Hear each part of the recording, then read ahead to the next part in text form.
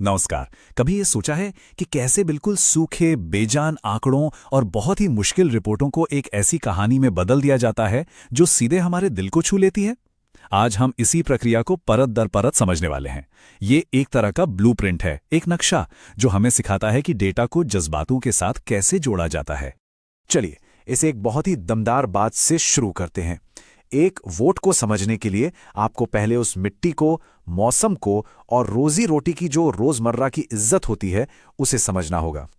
देखिए, ये सिर्फ एक लाइन नहीं है, ये तो वो बुनियाद है जिस पर पूरी कहानी टिकती है। ये हमें याद दिलाता है कि हर आंकड़े के पीछे एक इंसान है, उसकी एक जिंदगी है। तो ये बदलाव, ये होता कैसे है? स्क्रीन पर देखिए। एक तरफ है स्रोत, बिल्कुल ठंडे सख्त आंकड़े, जैसे अनुसूचित जातियों का करीब 24% और अनुसूचित जनजातियों का 16% होना चुनावी नतीजों पर असर डाल सकता है। यह है विशुद्ध विश्लेषण।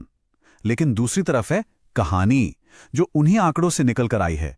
ये एक कहानी है जिसकी जड़ें मिट्टी में हैं, रोजी रोटी की इज्जत में। फर्क साफ दिख रहा है ना? ये एक एनालिस्ट की जुबान से एक इंसानी कहानी तक का सफर है। तो सवाल यही है कि ये बदलाव होता कैसे है? डेटा से एक डॉक्यूमेंट्री जैसी कहानी तक का ये सफर आखिर तय कैसे किया जाता है? तो भाई, किसी भी अच्छी कहानी की तरह इसकी शुरुआत भी कच्चे माल यानी कि रॉ इंग्रेडिएंट से ही होती है। ये पूरी प्रक्रिया एक बहुत ही घने और गोपनीय राजनीतिक स्ट्रैटेजी दस्तावेज से शुरू होती है, जैसे ये वाला जो झारखंड के एक चुनाव क्षेत्र के लिए है। ये कोई सीधी सादी स्क्रिप्ट नहीं होती, बल्कि ये तो तकनीकी और डेटा से लबालब भरा एक गहरा विश्लेषण होता है। तो असली चुनौती पता है क्या है? इस मुश्किल से विश्लेषण को एक साफ सुथरी, दमदार और बिल्कुल इंसानी कहानी में कैसे बदला जाए। मतलब गहरे डेटा और एक आम इंसान के बीच की जो खाई है उसे भरा कैसे जाए। और इसका जवाब है एक मास्टर ब्लूप्रिंट। जी हां, ये एक बहुत ही सावधानी से तैयार किया गया निर्देशों का सेट है जो बनाने की पूरी प्रक्रिया में गाइड का काम करता है। इस ब्लूप्रिंट का सबसे पहला स्तंभ है आवाज। मतलब कहानी सुनाने वाले का व्यक्तित्व कैसा होगा। यहां एक अनुभवी, शांत और भरोसेमंद राजनीतिक रणनीतिकार का व्यक्तित्व चुना गया। एक ऐसी आवाज जिस पर लोग यकीन कर सकें। दूसरा स्तंभ, द गार्डरेल्स, ये बड़ा दिलचस्प है। इसे आप एक कंटेंट फायरवॉल की तरह समझ सकते हैं। ये कहानी को बिल्कुल केंद्रित और मानवीय बनाए रखने के लिए कुछ खास शब्दों के इस्तेमाल पर सख्ती से रोक लगाता है, क्योंकि कई बार आप जो नहीं कहते हैं वो आपके कहे हुए शब्दों से कहीं ज्यादा मायने रखता है। मिसाल के तौर पर इन शब्दों पर तो पूरी तरह से पाबंदी है। AI, artificial intelligence, prompt, model, workflow. ऐसा इसलिए ताकि कहानी बहुत ज्यादा तकनीकी न लगे, बल्कि ऐसी लगे जो सीधे दिल से जुड़ रही है। अब आता है तीसरा स्तंभ, ढांचा। एक बिल्कुल सटीक और समय के हिसाब से बटी हुई कहानी की संरचना। शुरुआत होती है पहचान और उद्देश्य से। फिर 3 मिनट 10 सेकंड पर आते हैं टॉप 3 सिग्नल्स, 9 मिनट 20 सेकंड पर फोरेंसिक पैटर्न्स, और ये सिलसिला ऐसे ही आगे बढ़ता है। हर हिस्से का एक खास मकसद है ताकि कहानी का असर सबसे ज्यादा हो। और सबसे आखिरी और जरूरी स्तंभ है आत्मा। ये इंसानी जुड़ाव के उसूल हैं। कहानियां अपनी सांस्कृतिक जड़ों से जुड़ी होनी चाहिए, लोगों की रोजमर्रा की इज्जत का सम्मान होना चाहिए, वाक्य छोटे और बिल्कुल साफ हों, और सबसे बढ़कर सब कुछ संवैधानिक मूल्यों पर आधारित हो। ये हमें याद दिलाता है कि हर व्यक्ति की गरिमा महत्वपूर्ण है, और जब हम जानकारी साझा करते हैं तो वो जिम्मेदारी के साथ होनी चाहिए।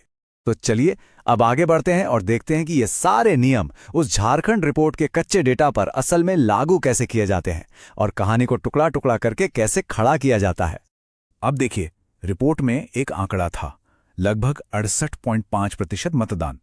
ब्लूप्रिंट इस सूखे नंबर को एक कहानी में बदल देता है। ये सिर्फ एक प्रतिशत नहीं रहता, बल्कि एक अत्यधिक जागरूक मतदाता होने का सबूत बन जाता है। ये चार्ट भवनाथपुर में जीत के अंतर में आए जबरदस्त बदलाव को दिखाता है। 2019 में बीजेपी 15.6% से आगे थी, लेकिन 2024 तक JMM 7.1% से आगे निकल गई। ये चार्ट अकेला ही हजारों शब्दों के बराबर है। ये राजनीतिक बदलाव की पूरी कहानी खुद कह रहा है। फिर ये ब्लूप्रिंट वोटरों की शिकायतों को इस तरह से सामने रखता है। बेरोजगारी, भूख, भ्रष्टाचार, इन सभी मुद्दों की गंभीरता को आंक कर कहानी के लिए सबसे असरदार और भावनात्मक विषयों की पहचान की जाती है। और ये ब्लूप्रिंट ये भी तय करता है कि हर विजुअल, जैसे झारखंड का ये नक्शा, सीधे कहानी के दिल से जुड़ना चाहिए। कोई भी फालतू या इधर उधर की तस्वीर नहीं।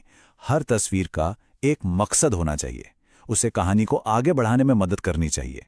तो आखिर में कहानी कहने के इस इतने सख्त और संरचित तरीके का मतलब क्या निकलता है? इससे हमें बड़ा सबक क्या मिलता है? जरा सोचिए, अगर हर मुश्किल विषय को इतनी ही साफगोई और स्पष्टता से समझाया जा सकता तो क्या होता, चाहे वो विज्ञान हो, अर्थव्यवस्था हो या फिर कोई सरकारी नीति। एक सूचित नागरिक संवाद के लिए ये कितना जरूरी है। भारत के डीपीडीपी फ्रेमवर्क की तरह जहां सहमति और स्पष्टता महत्वपूर्ण है, वैसे ही जानकारी को भी साफ और सम्मानजनक तरीके से पेश किया जाना चाहिए। इस पूरे विश्लेषण का जो निचोड़ है वो इस एक लाइन में है: संरचना जानकारी को आजाद करती है।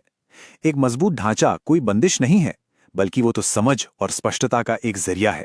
ये हमें डेटा के शोर से निकालकर कहानी की साफ रोशनी तक ले जाता है। अगर आप एक जन केंद्रित नेता बनना चाहते हैं और अपने निर्वाचन क्षेत्र का उत्थान करना चाहते हैं, तो blueprintstrategies.ai से mgr@blueprintstrategies.ai पर संपर्क करें या 08042041602 पर कॉल करें।